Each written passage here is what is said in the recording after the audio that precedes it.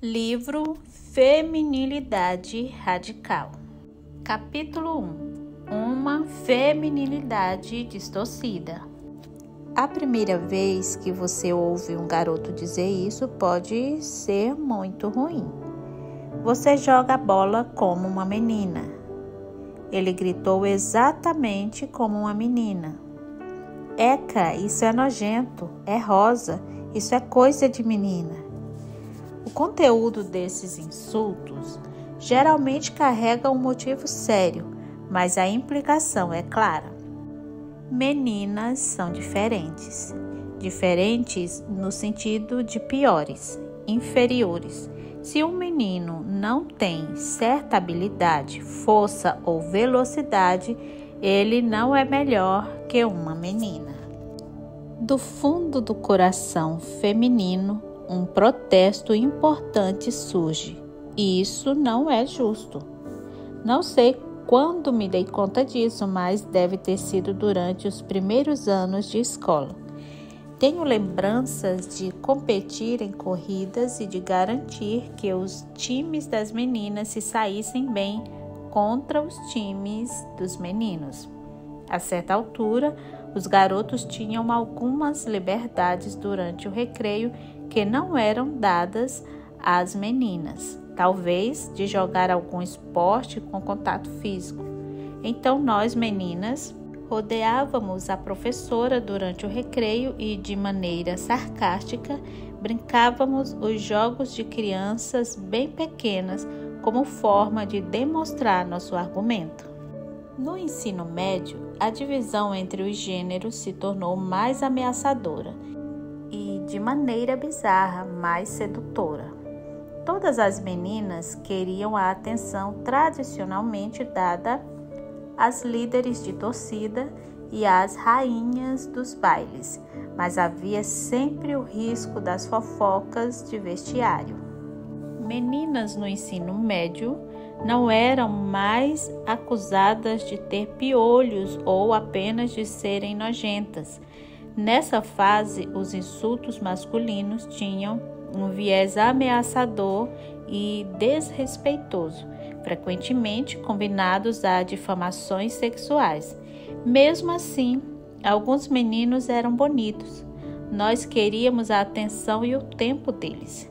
Nós apenas não sabíamos se podíamos confiar neles e algumas vezes nós não podíamos.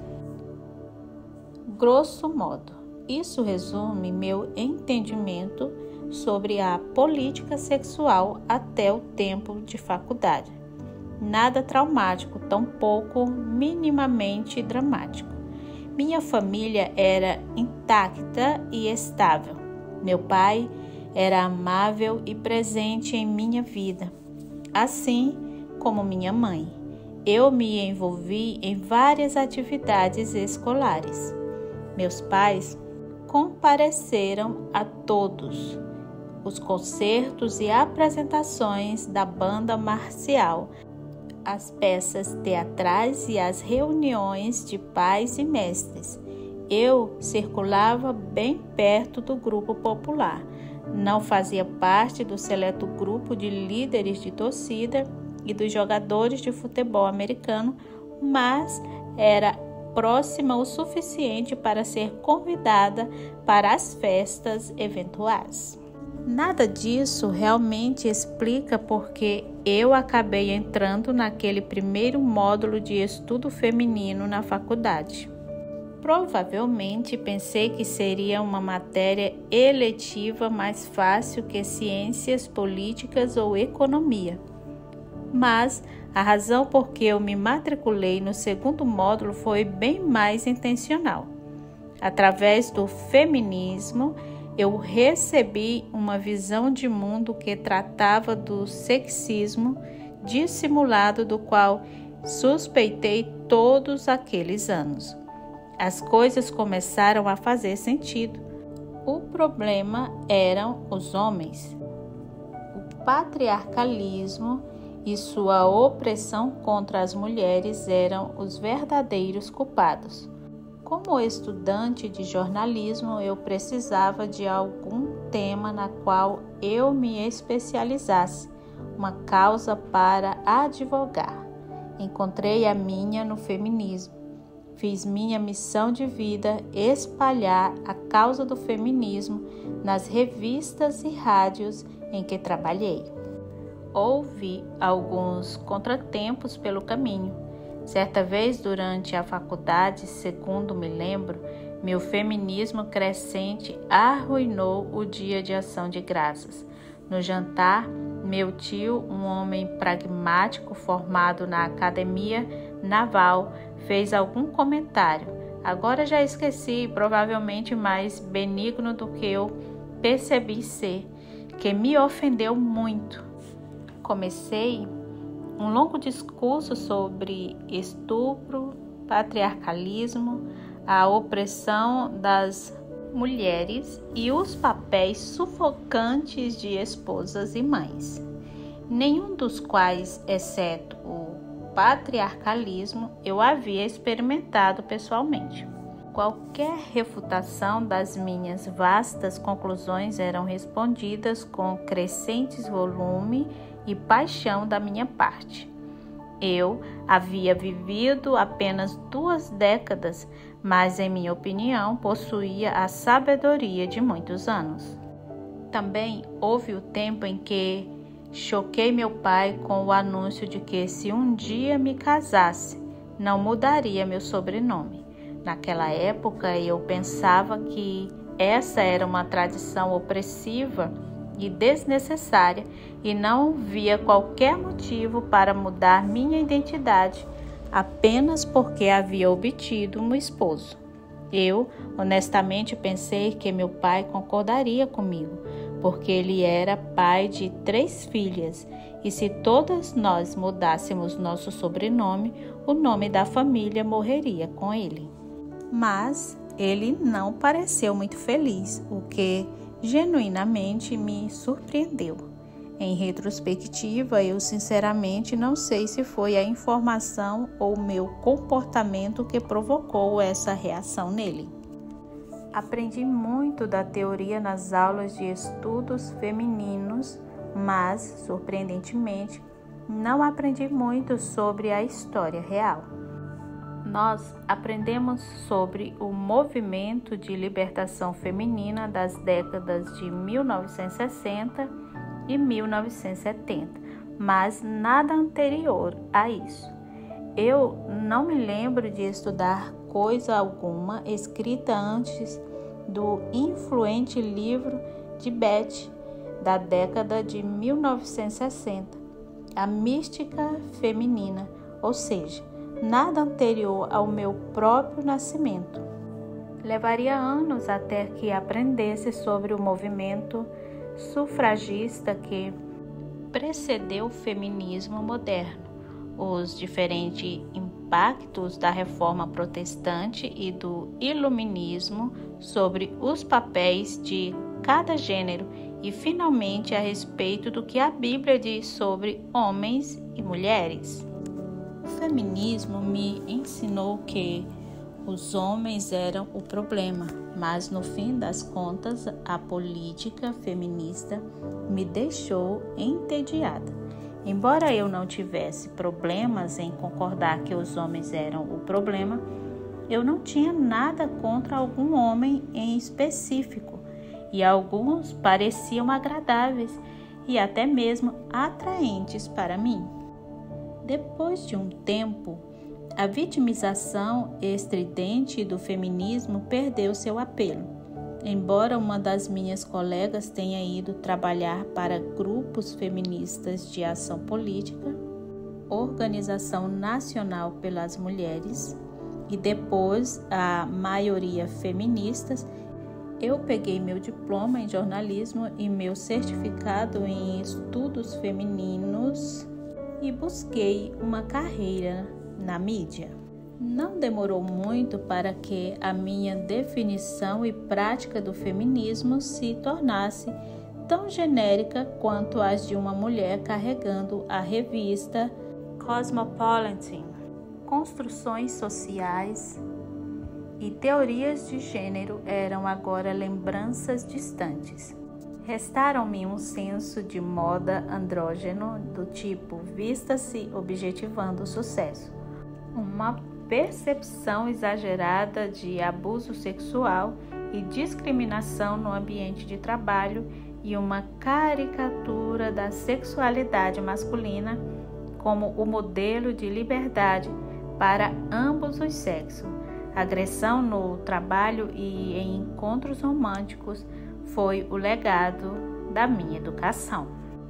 Quando eu tinha 29 anos, examinei minha vida e percebi um vazio.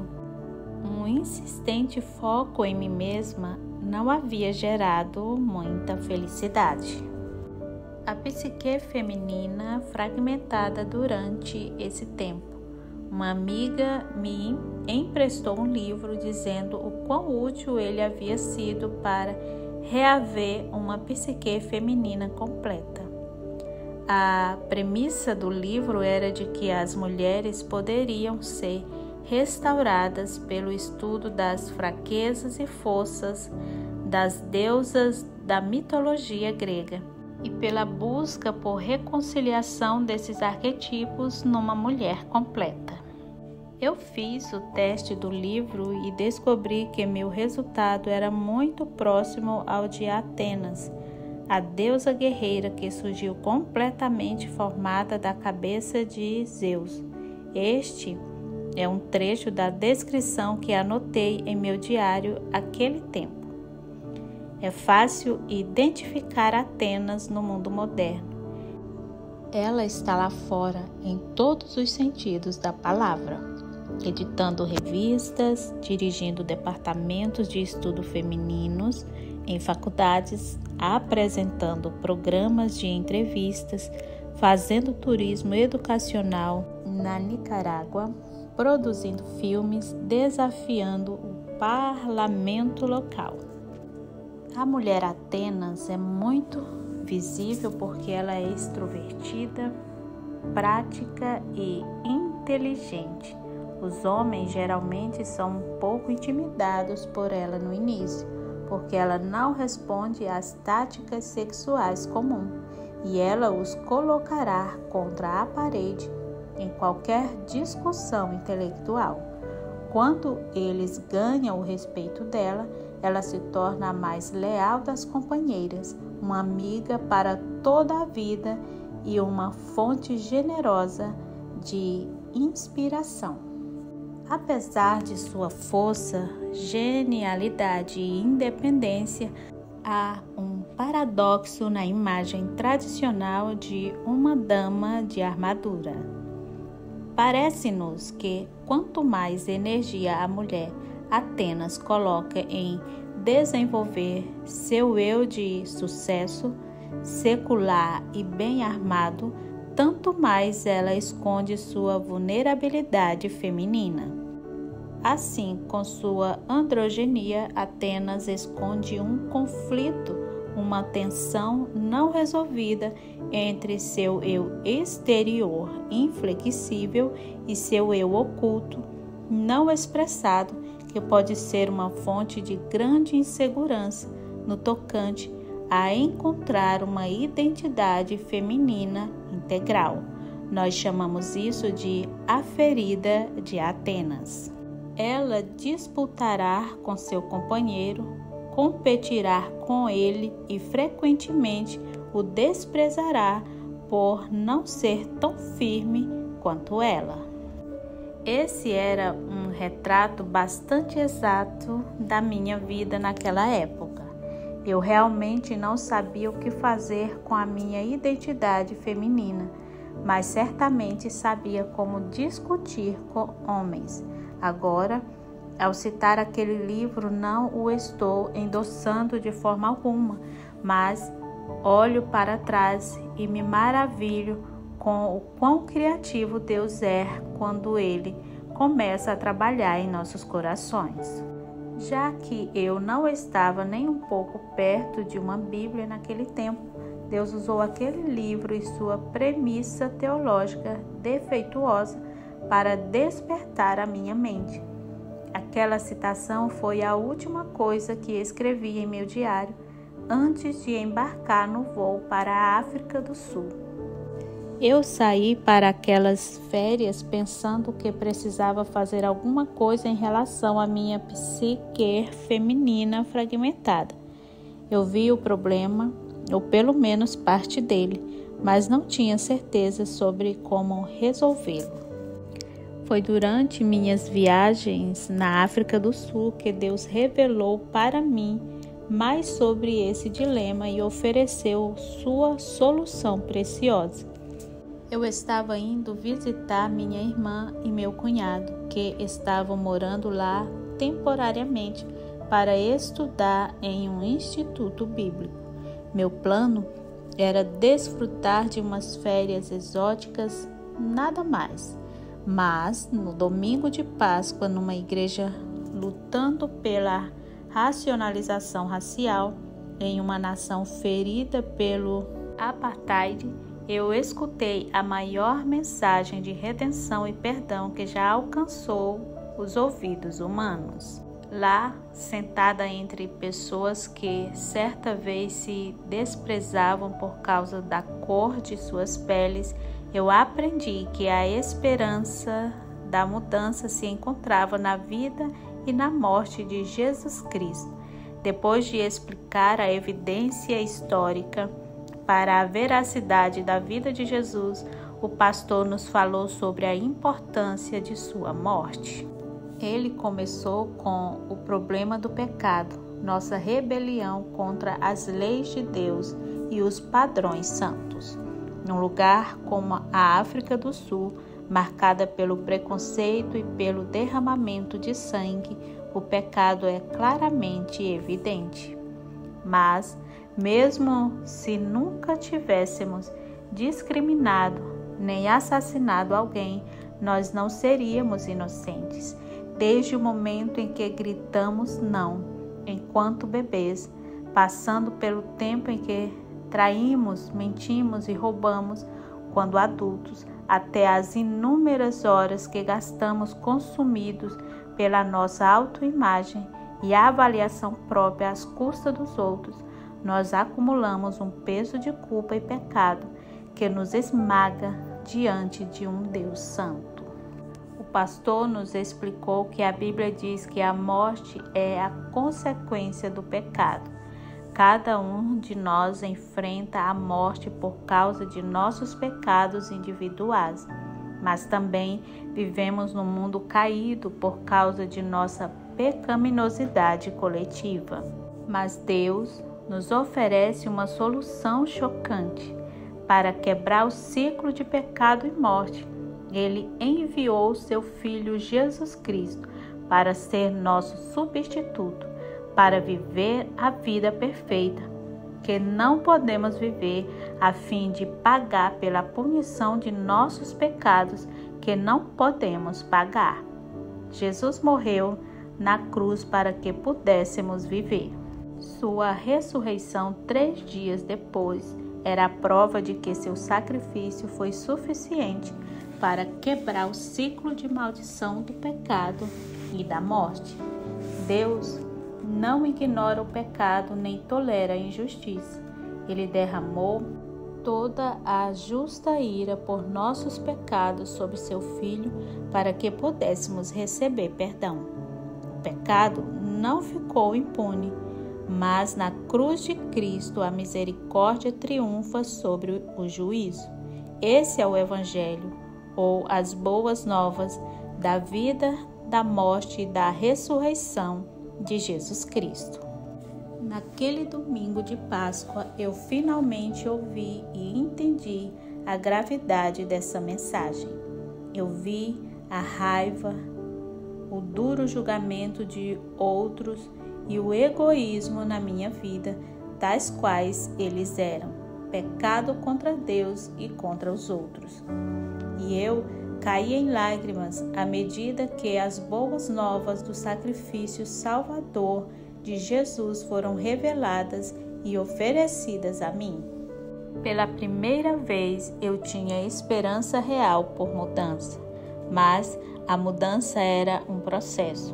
Eu ainda era hesitante em algumas áreas, cínica quanto à subcultura evangélica, aos escândalos dos pregadores da TV, aos milagres falsificados e à divisão denominacional. Ao longo daquela viagem, fiz várias perguntas difíceis à minha irmã e ao meu cunhado. Eles responderam graciosamente com as palavras da Escritura, mas não tentaram me forçar a aceitar a visão deles. Eu me maravilhei com a moderação deles e ponderei sobre suas palavras à medida que as estradas empoeiradas da África passavam sob as rodas do carro. No terceiro domingo, na África do Sul, visitamos uma igreja na cidade do Cabo para ouvir o antigo pastor do meu cunhado, um americano chamado CJ. Pregou uma mensagem sobre a honestidade e a variedade das emoções humanas registradas no livro de Salmos. CJ aliviou minhas preocupações quanto a pôr um sorriso falso no rosto por causa de Jesus. A Bíblia não se evadiu da realidade de nossos sentimentos instáveis. Ela também não nos deixou chafurdando neles.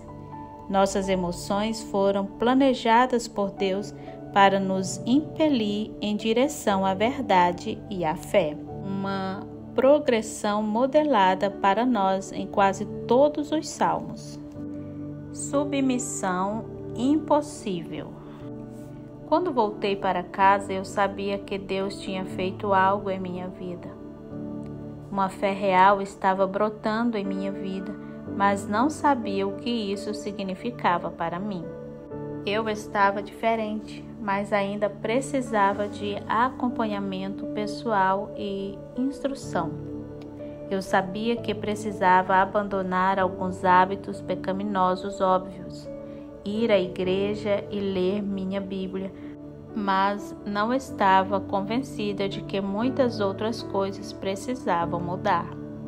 Mal sabia eu que o Espírito Santo estava no processo de me virar de cabeça para baixo, abalando todas as minhas crenças e ideias anteriores, uma por uma. Ponto a ponto, o Espírito Santo usou a Bíblia e a igreja para renovar minha mente. Eu aceitei quase todas essas mudanças até chegar a uma passagem de Efésios. As mulheres sejam submissas ao seu próprio marido como ao Senhor, porque o marido é o cabeça da mulher, como também Cristo é o cabeça da igreja, sendo este mesmo o Salvador do corpo. Como, porém, a igreja está sujeita a Cristo, assim também as mulheres sejam em tudo submissas ao seu marido. Submissão? Certamente esse era um conceito antigo que ninguém praticava mais. De forma alguma este mundo de Deus eu aceitaria que as mulheres são inferiores e que devem viver como cidadãos de segunda classe em relação aos homens. Essa passagem estava simplesmente errada. Errada. Todas as minhas ofensivas feministas se ergueram em objeção, mas eu continuei indo para a igreja. Foi quando comecei a ouvir meu pastor e outras pessoas falando de outro conceito estranho: liderança servil. A expressão esquisita desse conceito precisava de uma explicação. Mais uma vez fui apontada para Efésios capítulo 5. Dessa vez, eu li o restante da passagem ofensiva. Embora a primeira parte fosse para esposas, os versos que se seguiam para os esposos eram muito mais desafiadores e oferecia uma definição de liderança que não era para a sua própria glória, mas para o benefício do outro. Maridos, amai vossa mulher como também Cristo amou a igreja e a si mesmo se entregou por ela, para que a santificasse, sendo-a purificada por meio da lavagem de água pela palavra, para apresentar a si mesmo igreja gloriosa, sem mácula, nem ruga, nem coisa semelhante, porém santa e sem defeito. E também os maridos devem amar sua mulher como ao próprio corpo. Quem ama a esposa, a si mesmo se ama, porque ninguém jamais odiou a própria carne. Antes, a alimenta e cuida, como também Cristo o faz com a igreja, porque somos membros do seu corpo. Eis porque deixará o homem a seu pai e a sua mãe, e se unirá à sua mulher, e se tornarão os dois uma só carne. Essa não era uma liderança autocrática e para a sua própria glória. Essa era uma liderança para servir os propósitos de Deus em benefício dos outros. Submissão. Liderança servil. Até aquela altura de minha vida, esses conceitos me eram desconhecidos. Mas, antes daquele domingo de Páscoa na África do Sul, também me era desconhecido um terceiro conceito, o pecado. Embora eu estivesse familiarizada com a palavra, eu a aplicava a outras pessoas. Até o momento em que ouvi o Evangelho, não via o pecado claramente em mim mesma. Eu via fraquezas, faltas ou falhas em mim. Eu era boa em culpar os outros por elas ou em minimizá-las em mim. Eu estava cega para os pecados da inveja, da raiva, da justiça própria, do julgamento, da ganância e do orgulho que percorriam minhas ações diárias. A palavra que eu sabia como aplicar a mim mesma era eu. Tudo era sobre mim e sobre maximizar o meu próprio conforto, minhas oportunidades e meu prazer. A sabedoria de Deus para as mulheres devagar. Fui percebendo que a Bíblia não estava apenas apresentando um novo conjunto de regras para relacionamentos de sucessos ou para uma vida de paz. Ela estava apresentando um jogo totalmente novo, com objetivos radicalmente diferentes para alcançar a vitória. Vencer significava viver uma vida que glorificasse a Deus. Vencer era crescer em humildade. Vencer era confiar em Deus e servir os outros. Vencer era cultivar o fruto do Espírito: amor, alegria, paz, longanimidade, benignidade, bondade, fidelidade, mansidão e domínio próprio. Gálatas 5, 22 e 23. Vencer era crescer à semelhança de Cristo. Todas as minhas antigas filosofias feministas resultaram apenas em socos ao vento, esperando que isso gerasse mudança. Mas a Escritura diz que é pela luz de Deus que vemos a luz. Salmo 36, 9. A luz da palavra de Deus me mostrou a verdade. O que eu pensava que era certo e verdadeiro não se susteve diante da Escritura. A observação e a psicologia humana podiam somente apontar para o problema. Mulheres orgulhosas discutem com homens que elas consideram ser mais fracos e indignos de seu respeito, mas não ofereciam solução confiável para a tensão entre os sexos. Eu não precisava reconciliar o panteão de minhas deusas interiores. Eu precisava me arrepender dos meus pecados. Assim como os homens também precisam. Acontece que o feminismo está parcialmente certo. Os homens pecam Eles podem diminuir as realizações das mulheres e limitar a liberdade delas por razões egoístas. Alguns homens abusam sexualmente de mulheres. Alguns homens abusam de suas esposas e de seus filhos. Muitos homens degradam as mulheres através da pornografia. O feminismo não surgiu por causa de ofensas fabricadas. Como disse certo teólogo, é compreensível, humanamente falando, porque esse movimento emergiu. Quando você se dá conta de que homens têm subjugado mulheres por milhares de anos, você pode apenas se perguntar por que levou tanto tempo para que o movimento feminista se formasse. É infelizmente raro encontrar um casamento em que o esposo reconhece que ele carrega a responsabilidade da liderança e a exerce com humildade e amor, ao invés de em força e autoritarismo. Embora eu também seja contra muito do que o movimento feminista advoga, eu entendo por que ele surgiu.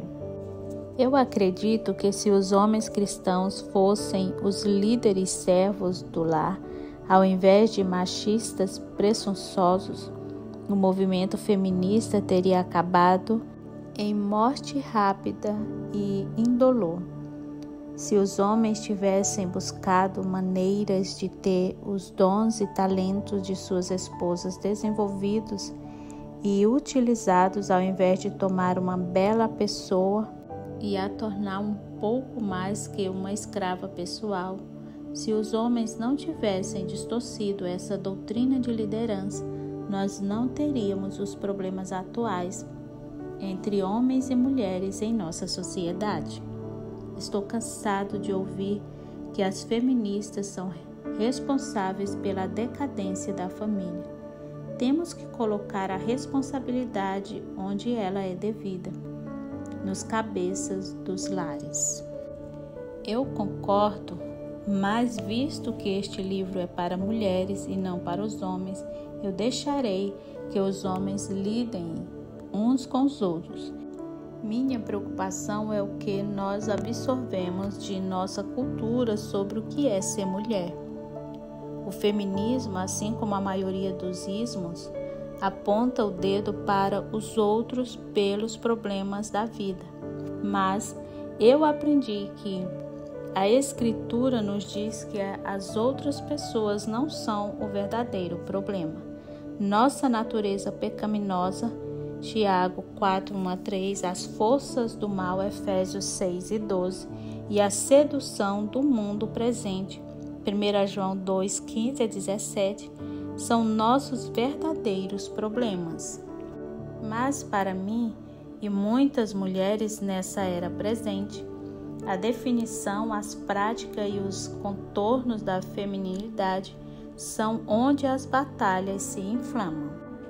O que significa ser uma mulher e não um homem? Qual é a importância da nossa habilidade de dar à luz?